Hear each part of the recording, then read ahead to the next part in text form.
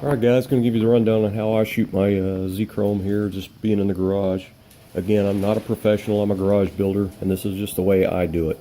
I don't have a paint shaker, so I use one of these stirring deals from Lowe's. It's like $7, because this stuff, it always is settled on the bottom, so it has to be stirred up real good.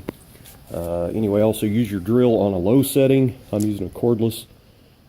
But use a very low speed because it'll sling it all over the place, but it really mixes it well. Another thing I do, because I reuse this, I have a big Ziploc I stick it in, and of course the end hangs out a little bit of the bag, but after I mix it up in my bucket here, I'll go back and mix it with this. That way it'll catalyze the paint or the primer on that, so it'll dry. If you don't, it'll stay wet all the time and be nasty and attract dust and dirt and all that, especially if you're going to reuse it. I don't ever clean it, I just let it dry like it is and just set it back over there, because I always strain my primers anyway. I did get asked a long time ago how much hardener you put in Z-Chrome, and you must have an old one, whoever you are. The old ones I don't think had any markings on them, but all the newer ones for the last few years have had marks on them. It's basically a quarters.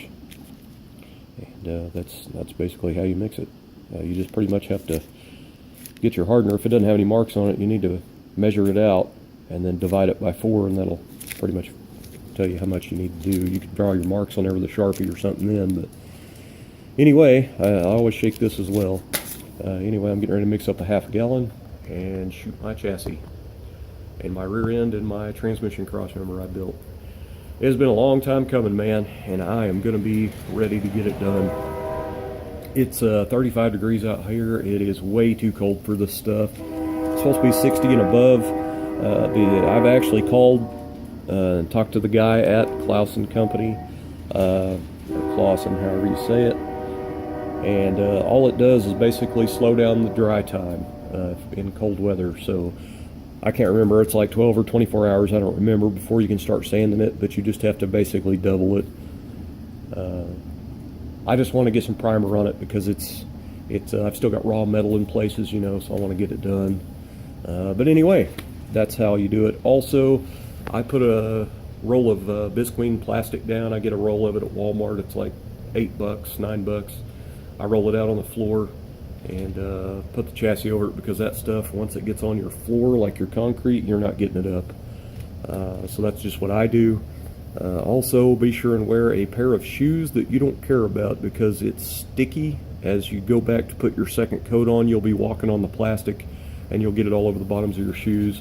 The old shoes I have on right now weigh like 50 pounds, it seems like, because there's such a big buildup of Z-Chrome. I've used them so many times. But I did go out there and beat them on the edge of the sidewalk a while ago, trying to knock some of it off. I got a little bit of it off, but the stuff pretty much sticks to just about anything. So anyway, I'm gonna get at it.